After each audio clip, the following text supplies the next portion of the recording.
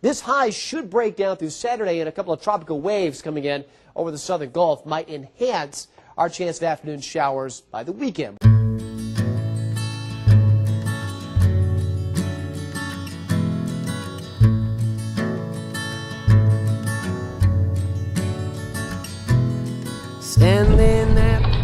There are all sorts of waves: ocean waves, river waves, microwaves, Mexican waves, radio waves, sound waves, heat waves, and they're all energy moving from one place to another.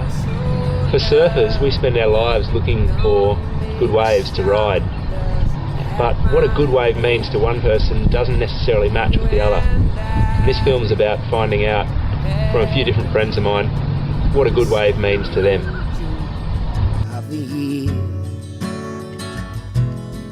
You were a runaround, a lost and found, and not for me half here.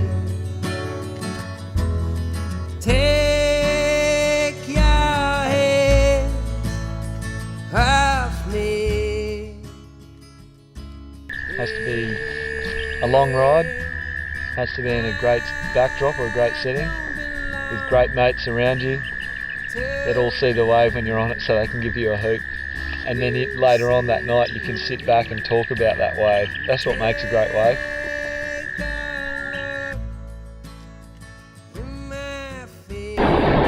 I've been like one day I feel no good with my body. I chase waves, I suppose, because it takes me to new places, it takes me to new people. I think the energy from the ocean goes straight into you when you're riding. When you're transferred on that, when you're on that wave, that energy from that wave is getting transferred into you. I feel that a lot. Why do I surf? I'll tell you why I surf.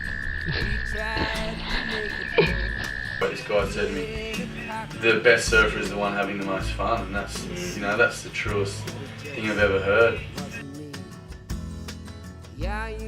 The best ever wave at beginning, like maybe 15-second tube. Like I rode a wave in Scotland, that was pretty amazing, riding a wave this big in Scotland when I surfed up there last year. That was just one of the most amazing places I've seen. Best ever wave. Little R2.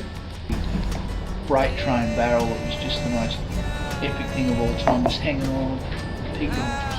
Man, let me out of this! The only people that really think of me as a surfer are my mates, and for them I'd rather be known as a mate, so it doesn't really faze me. Only a surfer knows the feeling. I like to be known as a surfer, but I don't like to be labelled as a surfer. Yeah, I suppose I do like to be known that, you know, I've got a relationship with the ocean. And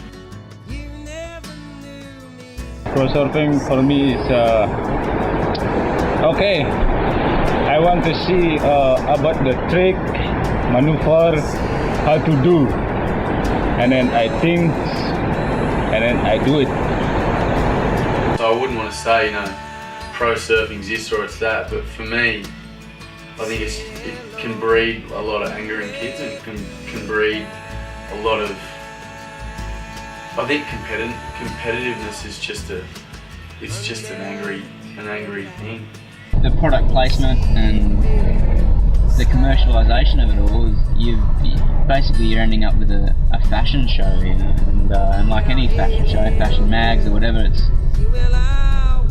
really you're wrecking self-esteem for a lot of people, because they think that's what, you know, that's what's important. They think that's what you're supposed to look like, that's what you're supposed to do, that's how you're supposed to sound and stuff, and, you know, that's all the problem. But it's entertaining, it's fun to follow, and you get to see a whole bunch of progression with what's possible that you wouldn't normally otherwise get that environment where things get pushed to that level.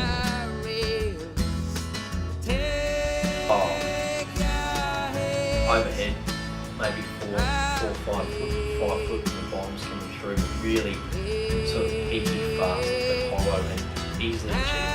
Up on your feet and charge. But yeah, it would definitely be a day at Jubilant, just A-frames, and then maybe and then an hour later big shories with me and Stewie body bash and bash it like the old days, and then in the afternoon east northeast swell, and then even an onshore breeze, just to have everything. Because yeah, I don't think I could say one sort of perfect day, one perfect wave. Just those days where it's offshore, clean, and you can just catch a wave, paddle straight back out, catch a wave, and you just do that all afternoon until the nap. I think that's my perfect session. Say